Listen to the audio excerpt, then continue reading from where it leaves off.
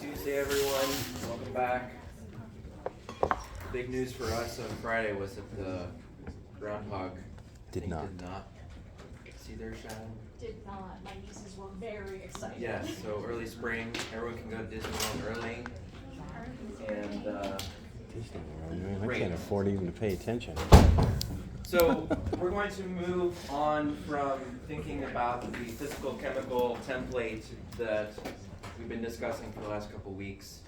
But I don't want you to forget it. Don't leave it in the dust. Make sure that you go back and remind yourself about these things, because pretty much everything else that we're talking about for the rest of the semester really relies on what we've been talking about, right? So the fact that most of the energy that we're talking about for the chemical processes that are happening with individuals is coming from the sun. The climate and the fact that the climate is changing are going to have impacts on things like evolution, as well as other ecological interactions that we'll talk about. So we're moving on from the physical chemical side of things, but it will be sort of an undercurrent throughout the semester. I do have a graph for you today. It's a little bit different. So I'm going to let you take a couple minutes and check this out, see what you think.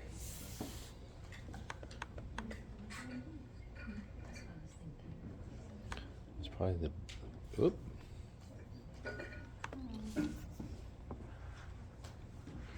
How sticky their hands are on the surface.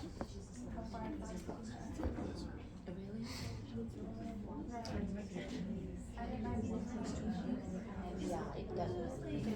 I thought it was probably. Yeah, it's bigger, smaller, smaller, bigger, way bigger. Yeah. So I thought they might be testing multiple subjects for the same equation. I think it's like their ability to hold on to surfaces. What if it's while like being off them holding on with the wind, because there's miles per hour up there. It's like different species. So like it's hard to tell from the pictures, but like anoles and Yeah, it says 108 miles an hour, 111.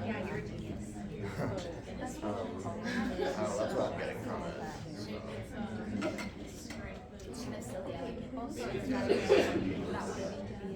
To see, maybe at the end of the study they saw how far they moved with the wind, so they see if they migrated with the wind. Maybe.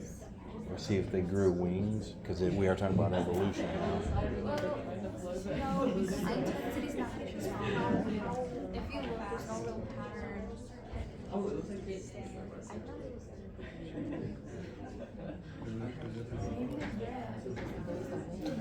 It goes from left to right, Yeah. smaller to larger. No, because farther down it doesn't. No, I'm talking the wind. The wind. Yeah, that's what I'm saying. For the second from the bottom, it goes from 111 to 111. Huh. Well, it's a pole they're holding on to. Is there? Yeah. If you look, one's got his paws wrapped around If they made them jump from one spot to the it to see it. Yeah. Okay, I'm hearing lots of really good discussion. There's 40 miles per hour there. Yeah. They will want to give us a clue as to what they're talking about right now. So it's a little bit different than ones we've been looking at from previously. It looks like the ability to hang on with wind. Okay, so I hear one observation, well, really a conclusion that perhaps we're looking at the ability of something to hold on in response to wind. How do we arrive at that conclusion? If you look at the top right of each block or square or rectangle has miles per hour on it. Yeah, so there's some information conveyed on each one of these little pictures. We've got a miles per hour or kilometers per hour perhaps. That's what MPH or kph might stand for. That information notwithstanding, what else do we see in these images? Left to right, it blows it off. Do you see that? They're different species or age Yeah. groups. And now, how are you getting that information from these images? Different sizes. It's kind of each of the individuals look different in each of the rows. Okay, so if you're looking at the individual let's say lizards, in these images, maybe their size is slightly different, and you can maybe get an information about that from looking at these. Could be, I don't know. What else? This can all be very obvious, doesn't need to be, we don't need to read between the lines here, just tell me what you see.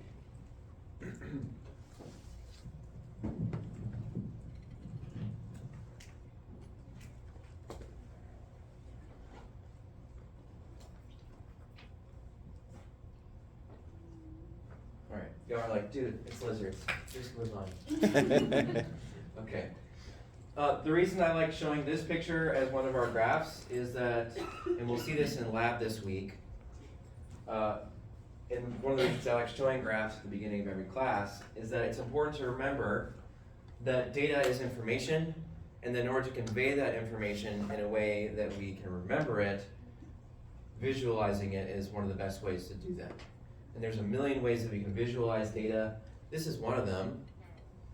It's not just an XY biplot, those are kind of boring.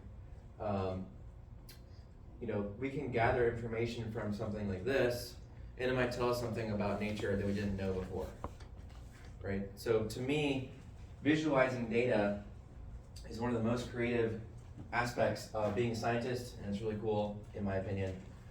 So how do we get from an image like this to information where we're learning something new, right? And we'll talk about how that happens with this particular example later on today. All right, rant over. Okay, so today's all about evolution. We're going to be talking about how evolution organizes systems, ecological systems, into hierarchies. Getting really into the details about this. But as a reminder, you all have probably talked about this in a lot more detail in a different class, and that class was Bio 2. So Bio 2 is really where we introduce the idea of evolution and what's going on. How do we get so much species diversity on the planet? So for today, what I'll be talking about is giving you a reminder about some of the things that you probably learned about, or hopefully learned about in Bio 2, but then trying to apply them in an ecological context, which is slightly different than just thinking about evolution by itself. So the topics we'll cover today, again, evolutionary ecology. This is a subdiscipline of ecology where we're studying evolutionary processes and how those processes are fundamentally shaped by those environmental and biotic interactions that are the framework of ecology that we've been talking about so far. We'll review the Hardy-Weinberg equilibrium briefly. We'll talk about natural selection, again reviewing that, and then we'll talk about two case studies that I think illustrate this idea of how evolutionary processes are fundamentally shaped by the environment in which they take place and the biotic assemblages that surround them. And those two case studies are the Irish elk, and then we'll talk about Anolis lizards. All right, so this first one, evolutionary ecology. What are we talking about with evolution? What does it mean in the context of ecology? How is it different, or at least building on what you've learned previously? As a reminder, we're talking about evolution. In the simplest sense, evolution is just defined by change, right? So we're tracking change through time. Anything can evolve by that definition, right? You know, a university could evolve. We as individuals could evolve. This lamp, maybe not so much, right? So, although I suppose it could if you think about design and how, you know, yeah, anyway. So, my point here is that we started at Earth birth down here, and then there's an array of life that has emerged from that, which is representing all the changes that have happened to life throughout Earth time. Does that make sense? Do you guys like that simple definition of it? Yeah. Okay, I do as well, but I'm a little biased. So this is, you know, our tree of life, and it's massively complex, but what you can see is that we are able to organize each of these different branches of the tree of life based on these hierarchies, such as mammals, birds, reptiles, amphibians, and fish. And then within each of those, there's a second layer where we might talk about, within fish, we have sharks and salmon and herring and eels and sturgeon, and then coelacanths. And then within amphibians, we might have salamanders and frogs. And then within reptiles, we have turtles and lizards and so on and so forth, right? So we could do this all day. We could go from the top of the list of our hierarchy to the broadest thinking about the tree of life, all the way down to the narrowest, which would be thinking about individual species. And we'll talk about the species concept on Thursday. Again, some more review of some key terms here. If we're talking about evolution as change, the things that are changing, at least in the context of life on Earth, is basically gene frequency. So in order to talk about that, we need to talk about alleles. These are one of two or many alternative forms of the same gene. The genotype, which is the genetic constitution of an organism, and then a phenotype, which is the physical expression of said genotype.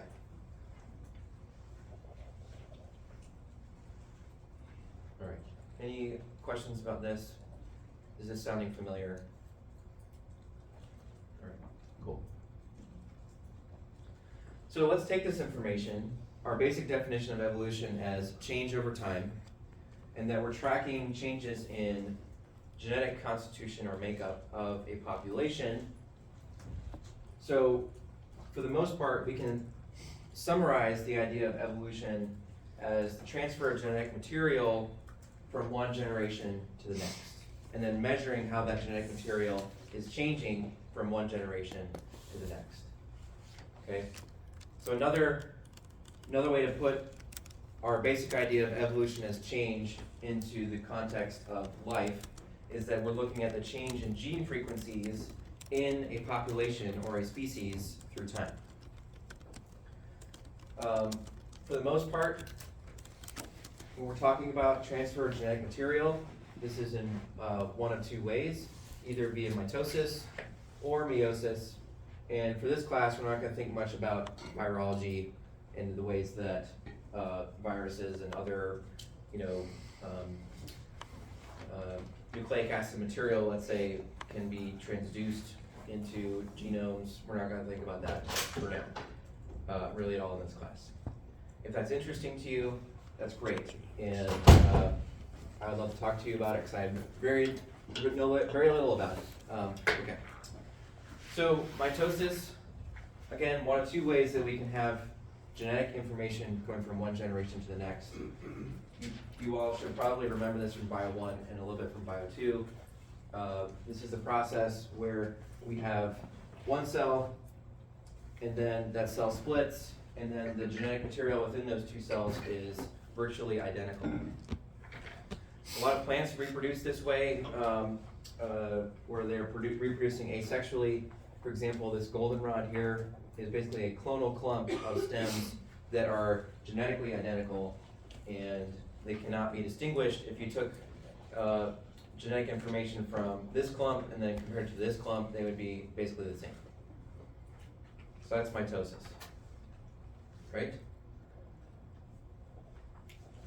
The second way that we can have genetic material passed on is through meiosis, which would be through sexual reproduction.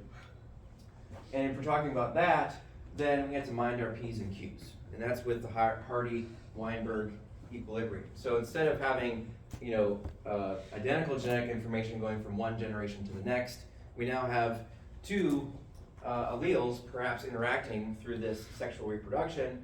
And that means that we could have a process at play here where the number of alleles that represent P and the number of alleles that represent Q could change depending on what's happening. The key piece of information about the Hardy-Weinberg equilibrium is we can think about it as our null hypothesis, in that the expectation is that there's no evolution happening. So that's kind of our null hypothesis, that if we go and visit a population, then from a default standpoint, we're saying that there's no evolution happening. We can then use our equilibrium model, this Hardy-Weinberg equilibrium model, to test if in fact evolution is happening instead of our null hypothesis, which is that it's not. And I'm feeling like I'm not explaining this very well. Can I try again? Yeah, go Or did I ahead. do okay? Go ahead. Did okay? Okay. So, hopefully you've seen this before. The idea here is that in the Hardy-Weinberg equilibrium, you're basically thinking about this as a probabilistic function of two things combining that are different, and that we'd expect their distribution of different P's or Q's or alleles, in this case, to follow a very strict distribution of 1 to 2 to 1, this ratio of different allele frequencies. So we'd have one set of homozygous dominant to every 2 heterozygotes to every 1 homozygous recessive.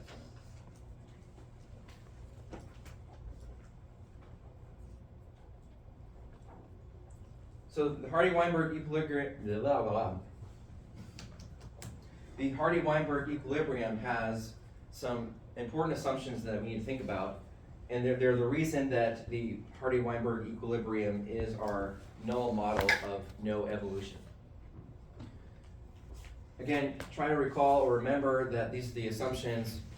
Since it's a probabilistic function that describes the distribution of these alleles, we would expect there to be a large population size. We'd expect matings to be random. We assume that there's no net change in the gene pool from any kind of mutations. We assume that there's no migration. And we assume that there's no selection, meaning that all the genotypes that are in that population are equivalent in their fitness or reproductive success.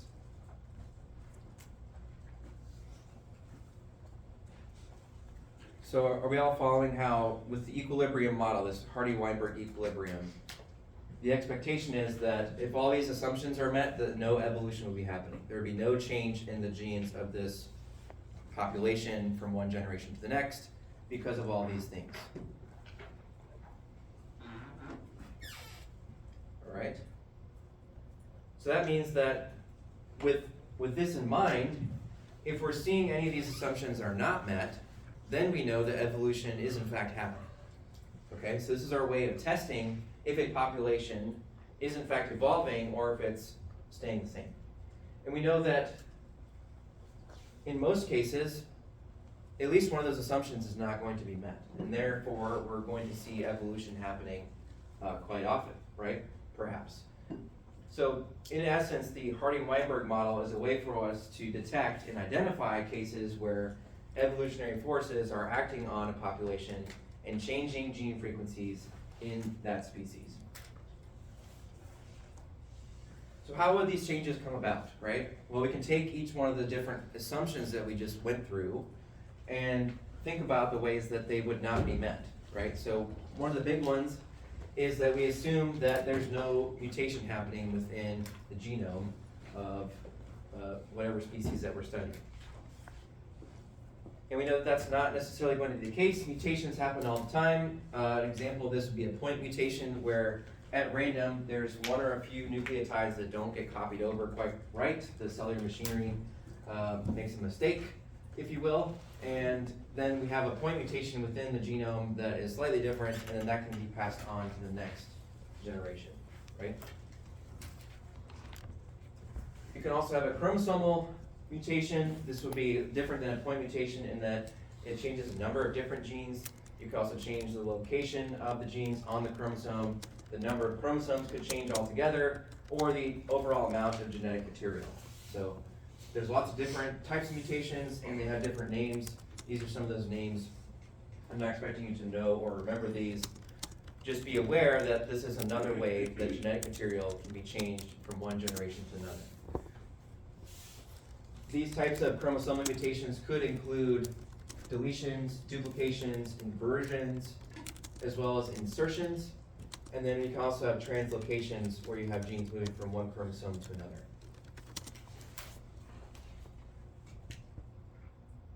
All right.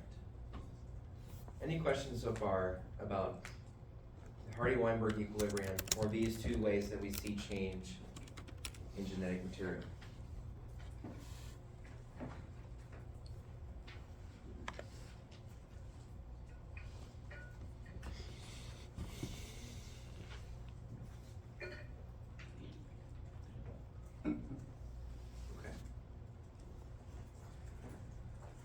So a third way that we can see changes in genetic information within a population is through this idea called gene flow, which is where you have exchange of genetic material among or between populations that are within the same species. So let's say you have diffuse populations of the same species. This is an example of kelp off the coast of California, where it's the same species of kelp, but they live slightly apart. And then ocean currents allow for exchange of individual kelp fronds, I suppose. I'm not actually sure what kelp pieces would be called. So here's the kelp moving from this population to another one, and then they're exchanging some genes that would be known as gene flow. You can see this happening with, more intuitively perhaps with birds, for example, but really this happens with any kind of population.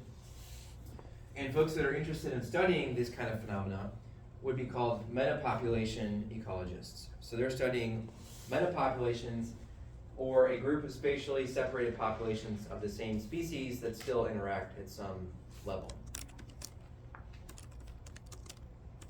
Right? So you can see that these are separated in space, but they're still interacting. They're close enough that they still can interact. This would be called a metapopulation off the coast of UCSB. And overall, this process would be called gene flow.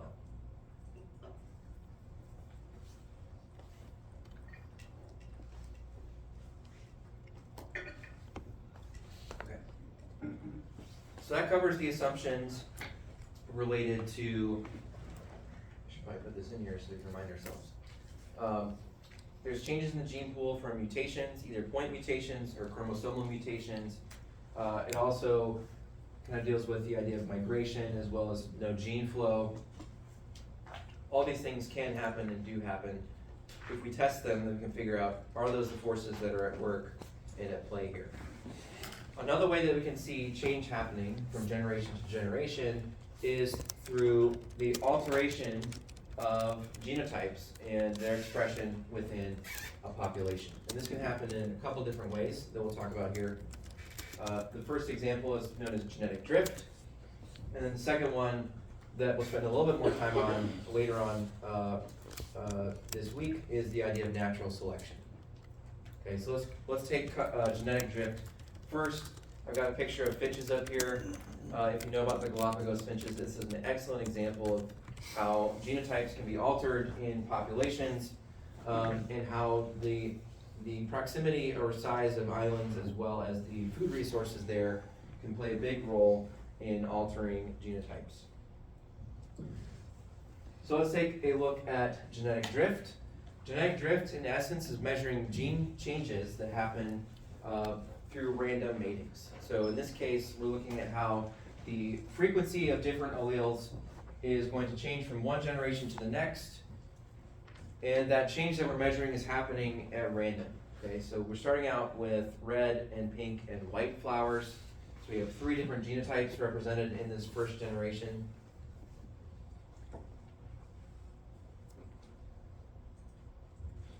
We then have a random mating such that at generation 2 we have P's and Q's at roughly half and half. Not roughly, they are half and half. And then if these two mate at random, the third generation, what are we going to have? Quarter. Entirely red flowers, right? So because of these random matings that happened, in this case, just by sheer luck, if you will, with this random mating between 2 red flowers, that meant that the third generation had entirely homozygous dominant alleles. This is an example that in as little as 2 generation jumps, we can have the complete deletion of an entire genotype just by virtue of these random matings happening. Okay, so this is an example of genetic drift. In your textbook, it talks about a really interesting and fascinating example of how genetic drift can work in small populations especially. So remember, one of our assumptions of the Hardy-Weinberg equilibrium is that it has to be a large population. With a larger population, you're buffered somewhat against these random matings, causing such rapid and drastic genetic drift. So can you all imagine an example where we might have a small population happen? And then what might happen to their gene frequencies from time to time?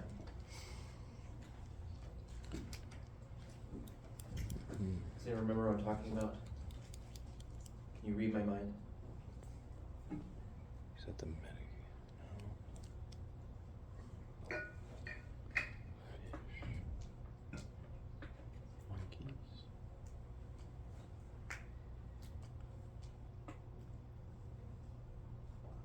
So let's say we have a large population of, I don't know, charismatic megafauna of some kind. And it lives on the mainland in a huge population that moves all around. And then suddenly something happens where 15 of them are separated from the group, and now they have to live on a deserted island together. If that happens, they now have a much smaller population size. The probability of genotypes mixing together at random and then causing genetic drift to happen increases quite a bit. Another word for that phenomenon is called the bottleneck effect, where you have a large population, they're funneled down into a much smaller population that increases the risk or the probability of genetic drift occurring, and then that can reduce overall genetic diversity within that population. So bottleneck effect is an example of genetic drift in action. Another way we can see this happen is what's known as the extinction vortex, which is taking the idea of the bottleneck effect and applying it to more of a conservation framework. So this type of bottleneck effect or separation of different populations into much smaller populations is happening all the time, and the context in which it's happening is through habitat fragmentation and other ways that the populations are cut off from each other and made much smaller, typically through human activities. And the way that this happens is if you start out with a small population, you have issues with inbreeding and the probability of genetic drift increases quite a bit. That causes a loss of genetic variability. That loss of genetic variability means that if there's another kind of catastrophe, then perhaps that genotype is not as fit or able to reproduce later on. That would decrease reproduction and increase mortality of this population, and that would eventually lead to an even smaller population in the next generation. And so you can see how we're starting to spiral out of control here and go from what was once a thriving population to one that is much smaller and in danger of going extinct. So let's talk about an example where this has happened and that scientists and researchers figured out this was likely going on, and so they acted to try to conserve the genetic diversity of this prairie chicken. So the case study we'll talk about here is of the greater prairie chicken, and what the observation here was that the population of these prairie chickens was fragmented by agriculture, and this fragmentation led to smaller population sizes, lower genetic variability, and that decreased the fertility of these prairie chickens. So the hypothesis that the conservation researchers came up with was that perhaps the extinction vortex was going on here, and in order to solve this problem and kind of get the prairie chickens out of this vortex, they needed to import some genetic variability from larger populations. So they transplanted some birds from larger populations into these smaller ones and then measured things like fertility and birth rate of these birds. Okay, so here's the data that show what these researchers did and how they tested and then eventually helped increase the survival of the greater prairie chicken in relation to the extinction vortex. So what we're seeing here is both genetic drift, which is the problem in this case, and gene flow happening here. In this case, the gene flow is kind of aided by humans, right? So we're looking at number of male birds on this axis here, and then this is the population of male birds through time. You can see that it's steadily declining until about the mid-1990s, when the translocation occurred, and then we see a bump up. Similarly, if we looked at the percentage of eggs hatched, or the survivorship of the eggs, that was holding steady until the mid 80s and then early 90s, where it dropped off a cliff and reached egg mortality, or egg survivorship was less than 40%. After the translocation of more birds and more genetic variability, the egg percentage that were surviving was back to pre-translocation levels. Okay, so the specific problem that we're talking about here was the extinction vortex. The way that we were able to help solve this problem was through inducing or increasing gene flow in this population. Questions about this case study?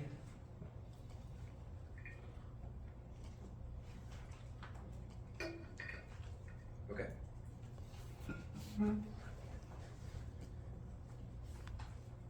So let's talk about natural selection now. So we're moving on from sort of the more random ways that genetic information can change through time to equally random, but now we're really thinking about how specific genotypes can be better suited to reproduce later on. So this is the idea that was put forward by Charles Darwin in, this is super embarrassing, but I'm blanking on the title of the darn book. What a biologist I am.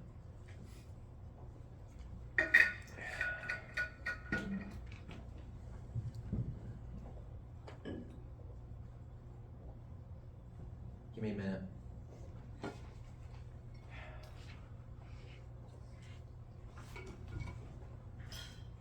Okay, don't tell anyone. I don't remember. So natural selection, though, is based on these 4 tenets or axioms, right? So we're talking about how if we look at the offspring of any individual species, those offspring are going to behave and function much like their parents, in that the traits that the parents have are passed on to the next generation, right? Another way of putting this is that traits are heritable. They can be inherited from the previous generation. So that's the first tenet of natural selection, or evolution through natural selection. The second idea here is that there's a chance variation that can happen between individuals in a species. Now we're kind of combining what the ideas we're talking about a minute ago with this idea that those traits are going to be heritable from generation to the next. The third piece of logic here is that more offspring are produced each generation than can be supported by the environment. So there's some cap or constraint on the number of offspring, and that means that the fourth idea here is that because of their traits and the differences among those traits, some of them are going to have a better chance of surviving and reproducing than their counterparts.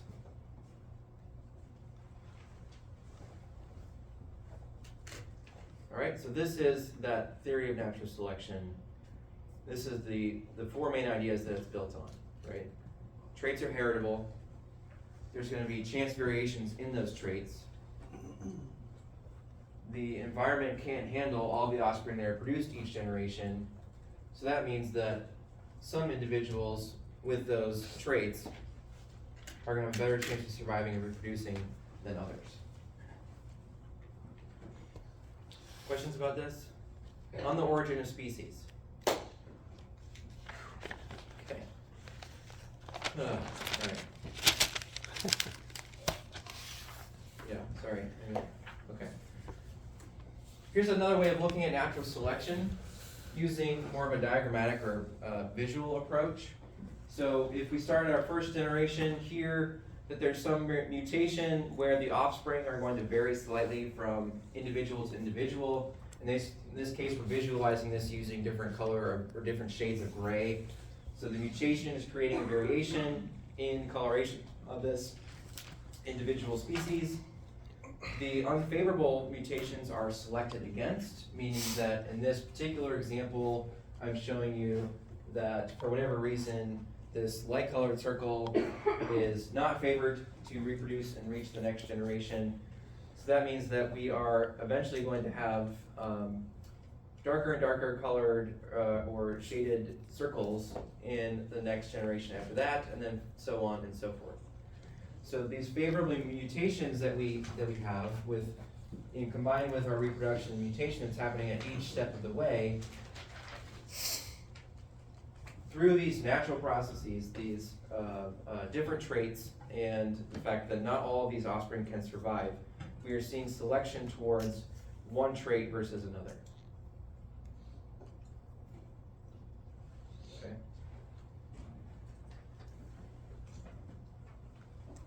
Natural selection is arguably similar to artificial selection, except for in nature, it's more of a random process. Whereas with artificial selection, as with the domesticated dog, we are doing the selecting for specific traits, right? So the reason we have such diversity in dog traits is that we have selectively chosen specific traits that suit our needs, whether those are aesthetic for, extra cuteness, if you will, or for, working to be able to go out, pick up a duck from however many yards out and bring it back to you without biting it, then that's another trait that we could select for, right? So these are all examples of selection happening. The question is which one is doing the selecting. In this case, it's artificially done by humans. Natural selection would be done by natural processes, right? Okay.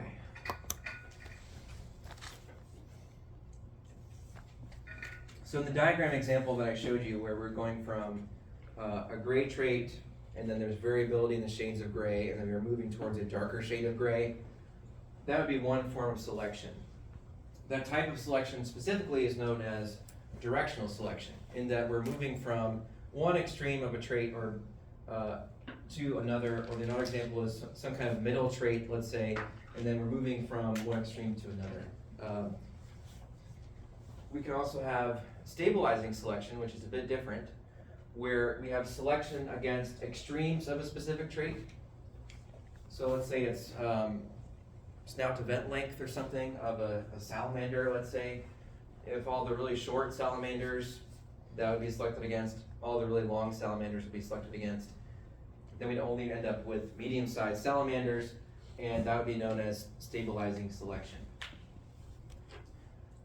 A third form of selection that we can observe in nature is disruptive selection, where the original population is evenly spread in this kind of bell curve distribution, and then eventually we'd have a split where there's two extremes represented in the population, and the sort of medium-sized, if you will, trait is going to be selected against. Okay? So in our analogy or our example with salamanders, we'd have really short salamanders, we'd have really long salamanders, and we'd have nothing in between, or very little in between. So quick quiz. In stabilizing selection, extreme phenotypes would have higher or lower reproduction and survival.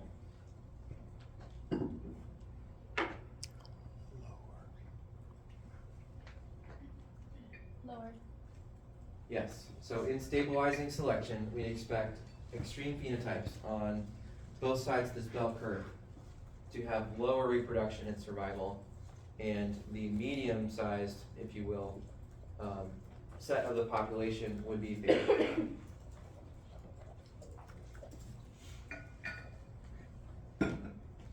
Questions about these three forms of selection?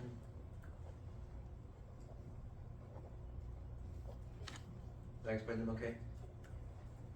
Great. So let's talk a little bit more about directional selection. This is where one end of the spectrum of phenotypes has greater reproduction and survival compared to most other phenotypes.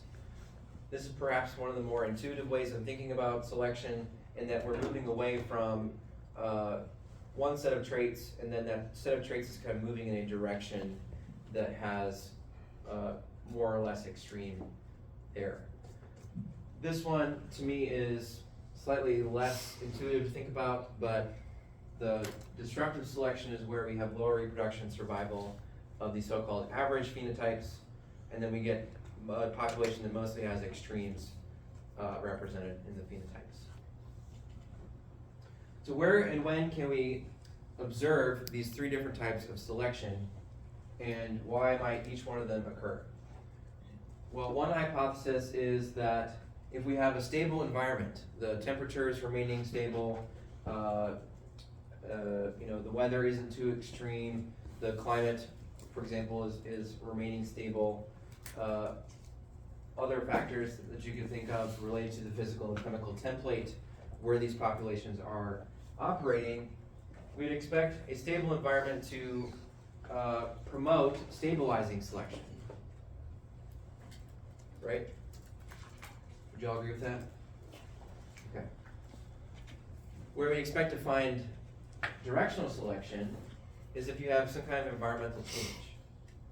So if you have an environmental change that is particularly detrimental to one of the extremes of your phenotypes, then every individual that exhibits that phenotype would not survive to the next generation, and then you would have only one kind of trait left over, and your selection would be moving in a specific direction.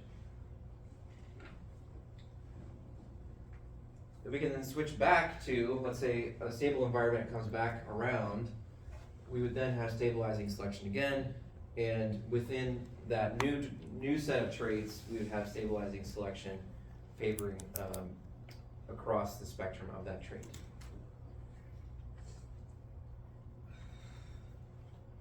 All right, questions about that?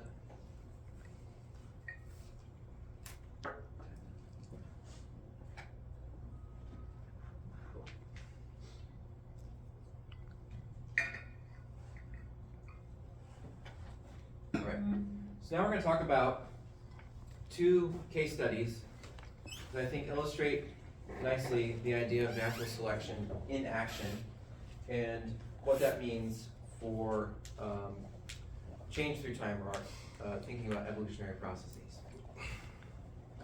So this first example that we'll talk about is called the Irish elk.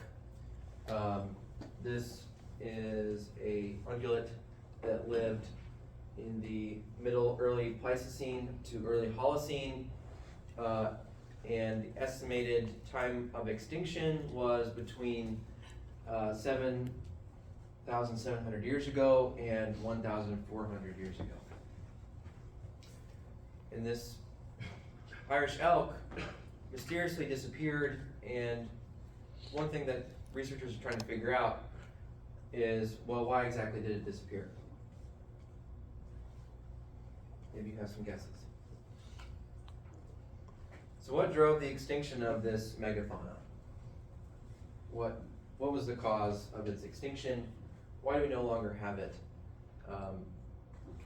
We still have other things like moose, right? Initially, the Irish elk, in finding the fossils of this, large animal with huge antlers, was that it was initially used as evidence for orthogenesis, or the idea that evolution progresses in a straight line, is not regulated by natural selection. So this is two illustrations of orthogenesis that you probably have seen ad nauseum in the media, but we know that this is not what happens, right? It's more like this. Evolution happens in circuitous, networked type of hierarchies where you've got starts and stops. It's more like a maze than it is a straight line, right? And so instead of the Irish elk being sort of the end or teleological goal of an animal with antlers, right? If the animal starts out with antlers, they're going to be small, and then orthogenesis was the idea there would be that if you start with antlers, you're going to end up with huge antlers at the end of the thing. But we know that with evolution, that's not the case. It's more like some have antlers, some are going to have small antlers, some will have large antlers, and there's no rhyme or reason to why that happens, other than we can figure out kind of post hoc afterwards, right? So why did the Irish elk, if it wasn't this steady progression of antler size increasing and increasing and increasing, why did it have these huge antlers in the first place? One of the main hypotheses as to why it had these huge antlers was because of sexual selection, in that the larger antlers were adaptive for either competing for mates or attracting mates. Okay, so this was an example perhaps of sexual selection for a trait that was absurdly large and was related to fitness in terms of being able to reduce with more mates or attracting mates. Okay, in terms of the extinction, right? So if the hypothesis is that it was sexual selection gone wrong in terms of this trait, why did it then go extinct? So the first hypothesis is that it was the antlers, and in fact, there's some information out there for hypotheses that are really difficult to test, but the hypothesis was, well, maybe they just got caught in like trees and then died of exposure, essentially. So with these huge antlers, they weren't able to walk through the forest because these antlers were just so unwieldy. Another one was that they got so heavy that it basically just, they couldn't walk around anymore, and that was part of it as well. We can see some evidence for this, that the Irish elk, if we look at the allometry of their body mass compared to the antler length, they're about the same size as a moose, but their antlers were larger than you would expect based on their body size. So there is perhaps some evidence for this idea that their antlers were just too darn big, and that meant that they just mechanically couldn't survive with antlers that large. Arthritis. The second hypothesis as to why they went extinct is that there was some kind of catastrophe that essentially changed the environment around them to the point where it was no longer adaptive for them to have these large antlers. So the second hypothesis is related to changes in vegetation or food that was available, especially foods that were rich in nutrients. If you're thinking about building antlers as an animal, in order to grow on the order of 40 kilograms of antlers, which are essentially bone, the estimates of how much calcium and phosphorus they would need to consume is on the order of 60 grams of calcium and 30 grams of phosphorus per day. Right? I don't know how many of you want to put 60 grams of calcium or 30 grams of phosphorus in your smoothie every morning. That'd be a lot. It'd be pretty darn chalky, right? So we're talking about a ton of nutrients that have to go into building these huge antlers. Perhaps they just couldn't eat enough food to actually support building this huge structure. So that's our second hypothesis. There is some evidence to support this hypothesis in that paleoecological records indicate an abrupt climate change and shifts in vegetation, one where it changed from willow to tundra. Okay, so if we look at this change in the what's called the Younger Dryas period, and the original range of the Irish elk, we can look at the types of vegetation that we found in their native range and compare that to its hypothesized nutrient content. And again, this is some evidence that with this change in the climate, we had a shift from these willow species, which are fairly nutrient rich, to mostly grasses, which are not so nutrient rich, to the point where this meant that the Irish elk were basically starved for nutrients.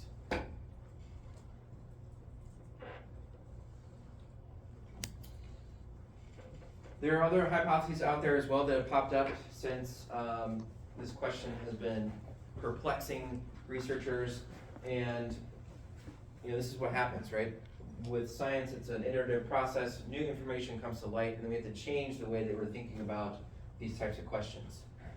So it's not just these first two hypotheses that might be at play here.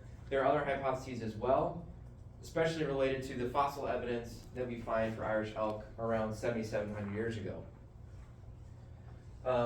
The other newer explanations are to look at other megafauna and their extinction patterns. And this is because abrupt climate changes, in addition to changing the vegetation that's available, might also induce things like population bottlenecks. So do we see, is this an effect of the extinction vortex more so than nutrient problem? They may also have reduced resilience because they reproduce rather slowly, and there could have been competition with smaller bodied deer species like reindeer, and so those competitive interactions might be playing a bigger role here than the individual interactions that we were discussing for the first two hypotheses. So in that case study, did they notice that bone growth other places started happening? I don't know the answer to that. So the question was, did they notice bone growth happening in other places? Because if you look at like one of the previous pictures, it looks like it had a long, narrow neck vertebrae. Right. Did those start expanding to carry the antlers a little bit easier, or? Good question. I don't know the answer. But it'd be interesting to compare Irish elk to moose and the differences in their bone structure to see. But I don't know the answer to that.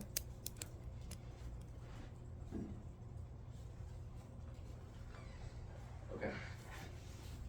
So some food for thought moving forward from this idea of the Irish elk. Think about what types of selection are at work in the case of the Irish elk in terms of directional, stabilizing, and disruptive.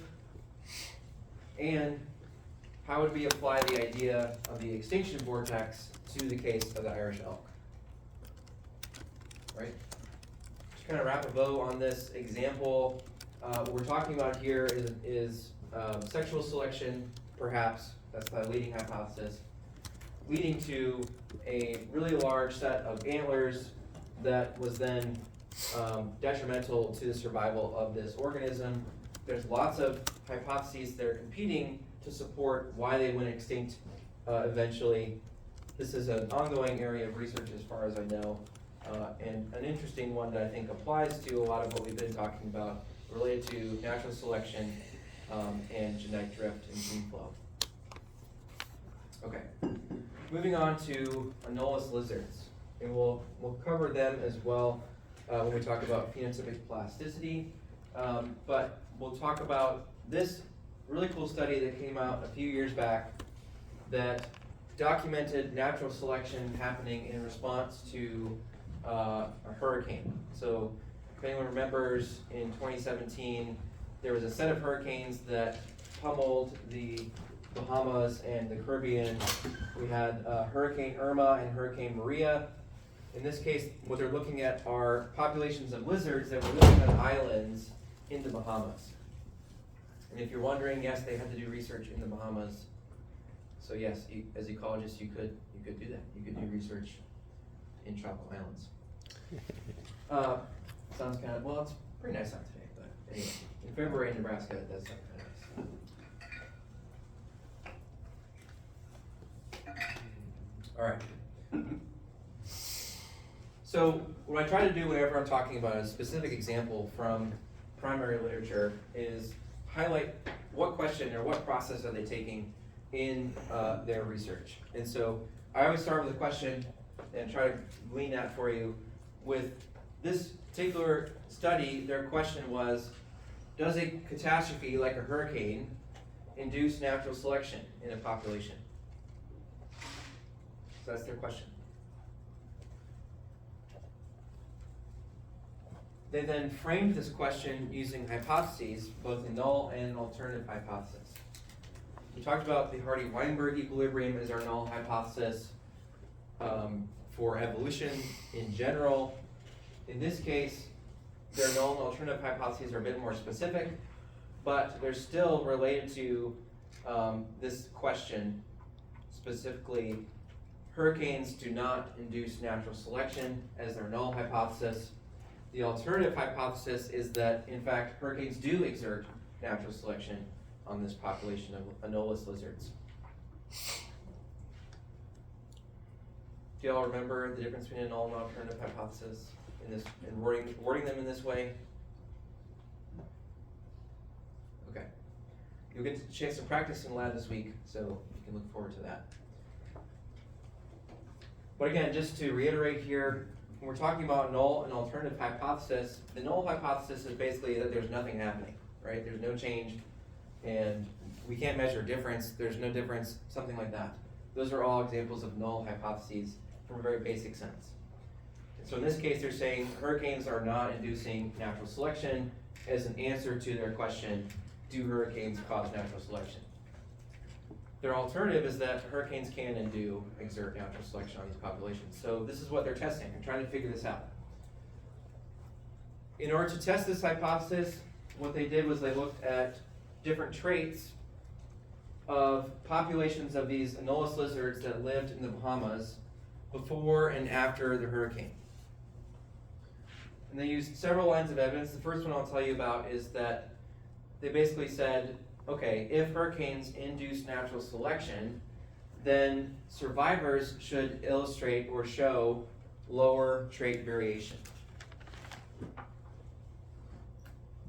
Right, so this would be an example of disruptive selection. So instead of having a wide range of traits, that range of traits would be squished or constrained to a certain set of traits that allowed these lizards to survive the hurricane. Does that make sense? Okay.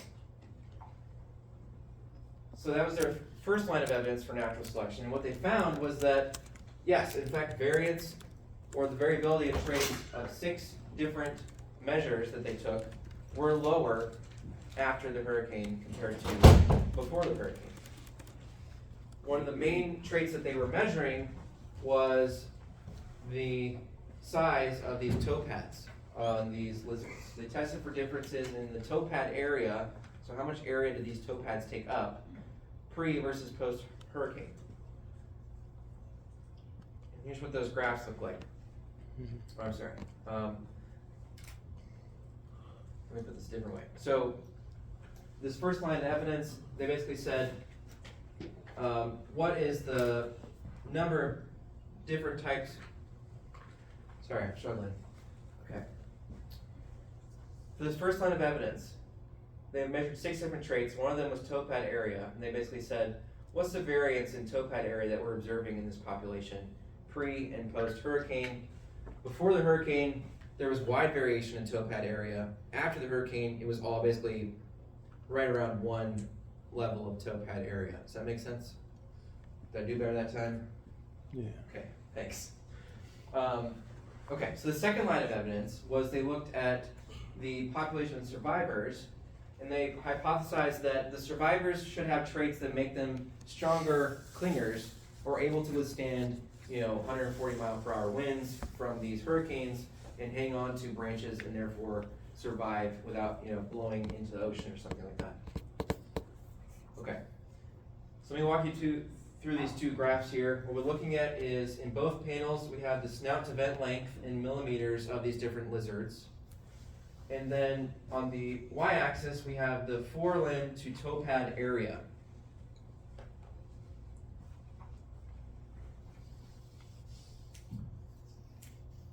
Oh, sorry, just forelimb toe pad area, okay? So we would expect the toe pad area to be larger on larger lizards, which is why we have the snout to vent length on the x-axis here. And then the 2 lines show the forelimb toe pad area before the hurricane and then after the hurricane. So the solid lines are showing after, the dotted lines are showing before.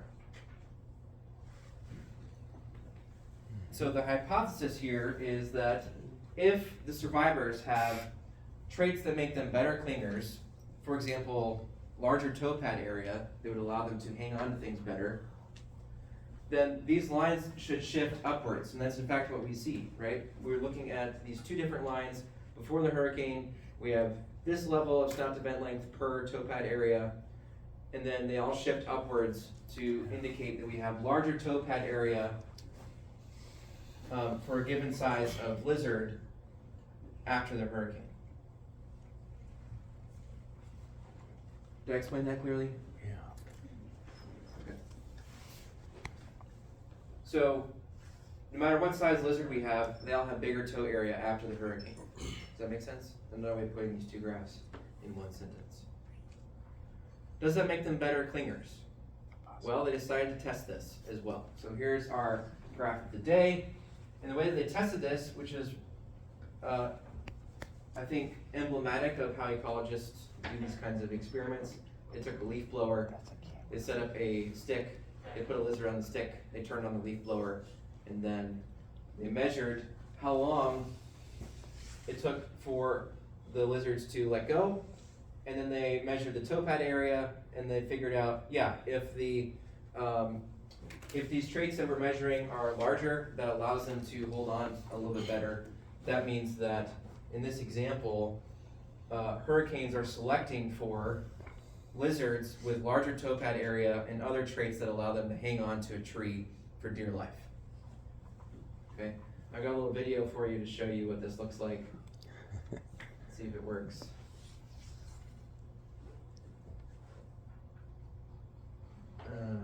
Broken links are always fun. Okay.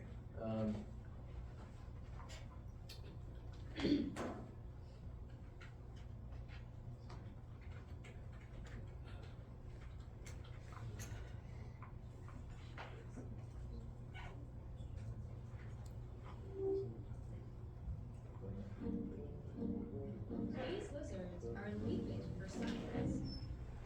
Well, not so much leaping as falling. But their tumbles are helping scientists answer a question. Could hurricanes drive natural selection?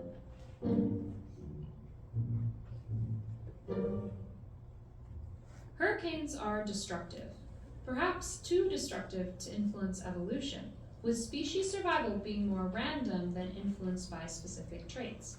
And while some scientists suspect that hurricanes could drive natural selection, this has never been documented. That is, until a group of researchers happened to be measuring anole lizards in the Caribbean. They surveyed lizards on 2 small islands in Turks and Caicos just days before hurricanes Irma and Maria struck. Winds reached speeds of more than 200 kilometers per hour, felling trees and flattening vegetation. But after the devastation, the scientists had a rare opportunity to see how the hurricanes affected the lizard populations. They went back and measured the lizards left on the islands. On average, those that survived had larger toe pads and shorter femurs. The males also had smaller bodies. Researchers suspect that these small differences might help the animals cope with high winds. But how? Well, that brings us back to lizards falling into nets. This simple test, done with a leaf blower, demonstrates how they respond to high wind. To stay on the branch, the lizards tuck their forelegs under their body and out of the wind. But their hind legs stick out, catching the wind until they ultimately lose their grip. The scientists say that shorter femurs and smaller bodies could help them hang on. Additionally, the lizard's toe pads are covered in tiny ridges. Larger pads means more ridges and so better grip. Right now, this is mostly speculation, but it could explain the differences the researchers measured after the hurricanes. And that raises the possibility that hurricanes could act as a selection pressure, favoring lizards with wind-resistant traits. And if the traits stay in the population, that could drive evolution. Picking apart processes like this will help conservationists predict how ecosystems adapt to extreme weather events, which we'll see more of as the climate warms. But for now, let's appreciate these little anoles for their contribution to evolutionary science.